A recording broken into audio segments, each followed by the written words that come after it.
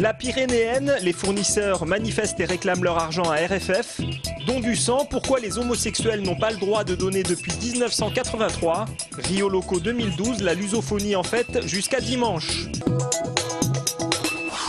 Premier avertissement ce matin, une dizaine d'entreprises fournisseurs de la Pyrénéenne se sont mobilisées chemin de Gavardy, la même où de février 2011 à mai 2012, elles ont travaillé pour réaliser le dédoublement de la voie SNCF Toulouse-Saint-Sulpice. Un chantier commandé par RFF. À ce jour, 1,8 million d'euros n'ont toujours pas été payés. On nous a demandé le calme et le silence, donc nous avons été réceptifs à cette demande. C'était un petit peu la course aux chimères et 6 mois ou 8 mois après ces demandes de silence, nous n'avons toujours rien vu venir.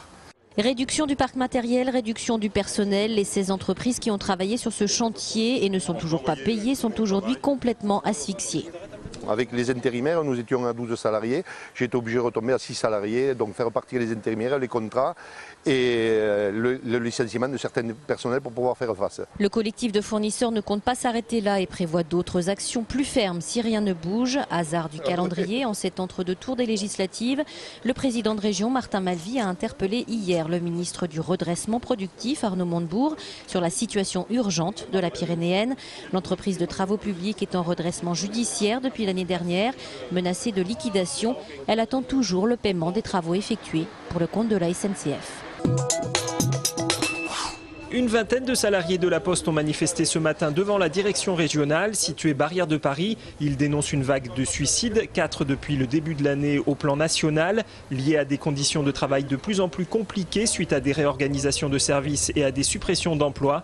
700 sur les départements du Gers, de l'Ariège et de la Haute-Garonne selon les syndicats. Ils réclament la mise en place d'un plan d'embauche.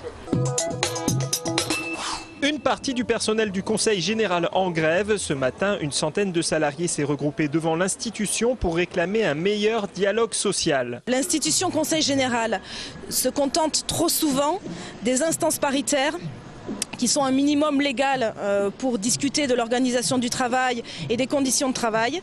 Et ce que le syndicat CGT du Conseil général veut aujourd'hui, c'est de véritables groupes de travail, des instances de négociation. Il était temps également de dénoncer des pratiques managériales qui mettent un climat assez délétère au sein du Conseil général. Nous avons vu la multiplication des instances disciplinaires depuis quelques mois. Les syndicats ont été reçus par l'administration, mais aucune revendication n'a abouti.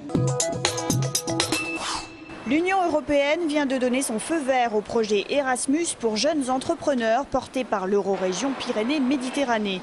Le principe, favoriser les échanges d'expériences sur différents marchés et mettre en relation des entrepreneurs débutants et confirmés dans toute l'Europe. Il n'y a que 8% des PME qui pensent à l'international.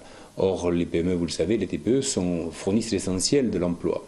Donc il est important que ces entreprises pensent maintenant international.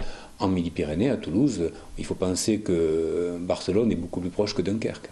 Pour participer, il faut avoir un vrai projet avancé, les qualifications requises. Ensuite, c'est l'entreprise accueillante qui fait son choix. Il suffit que le jeune entrepreneur aille sur un site internet, dire voilà, je suis dans telle branche, j'ai envie de faire ceci, cela. De l'autre côté, vous avez des entrepreneurs accueillants qui également disent nous soyons intéressés par des jeunes entrepreneurs qui sont dans tel milieu, qui ont tel projet. Et vous avez un organisme intermédiaire qui fait le lien entre les deux, qui sert entre guillemets de maître de stage. En tout, 56 échanges sont prévus sur 2 ans, d'une durée de 1 à 6 mois. C'est l'Union européenne qui finance à hauteur de 90%. Révéler les ambitions d'élèves issus de milieux modestes, peu présents dans les filières de l'enseignement supérieur, tel est l'objectif du programme DISPO, imaginé en 2006 par Sciences Po Toulouse. Hier, 18 lycées de Midi-Pyrénées présentaient à l'hôtel de région leurs projets, réalisés tout au long de l'année sur des thèmes journalistiques et en partenariat avec Sciences Po, à la manière des oraux de grandes écoles. On les a choisis parce que c'était des lycées dans lesquels le pourcentage d'élèves boursiers était supérieur à la moyenne académique. Donc dans lequel l'environnement, je dirais social, était peut-être moins favorable que dans d'autres lycées toulousains ou de la région Midi-Pyrénées. Se dire je suis capable, c'est possible pour moi, et leur offrir un contexte qui leur permet de réaliser qu'ils ont les capacités en eux pour y arriver. J'avais déjà entendu parler de Sciences Po, c'était une grande école, voilà, c'était un privilège d'y aller. Ça m'a encouragé ça aussi à faire ce projet. Nous on est en seconde, donc l'année prochaine on a les examens, donc ça aide pour la prise de parole, pour la recherche. On a appris des méthodes pour rechercher et sélectionner les bons éléments, donc oui, je pense que c'est une chance. Depuis 2006, 89% des élèves du programme Dispo ont démarré un cursus long. L'excellence est bien à la portée de tous.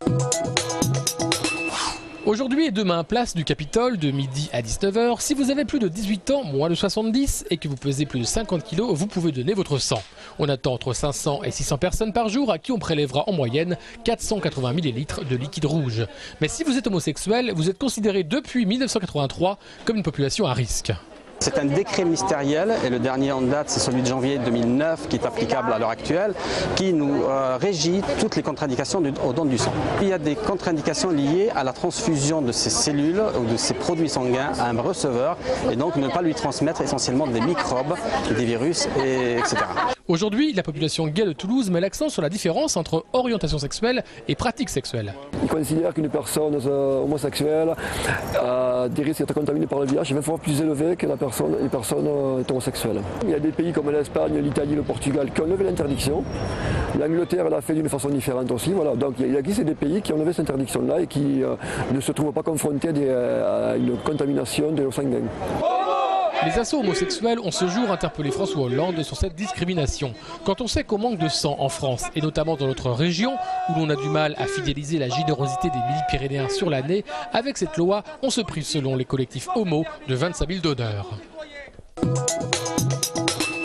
JobSourd, la première plateforme pour l'emploi des sourds et malentendants depuis aujourd'hui sur la toile. Après avoir mis en place à Toulouse WebSourd depuis 1995 avec 3 services essentiels, la vision interprétation en entreprise, un système d'avatar qui génère des informations ou encore une web TV en langue des signes, c'est à JobSourd de rentrer en piste. Les entreprises vous disent souvent, moi je souhaite embaucher des personnes handicapées, j'ai pas de problème, mais j'en trouve pas qui répondent à mes critères. Aujourd'hui, il existe des dispositifs, il existe des systèmes qui permettent réellement à un sourd d'être intégré dans son entreprise.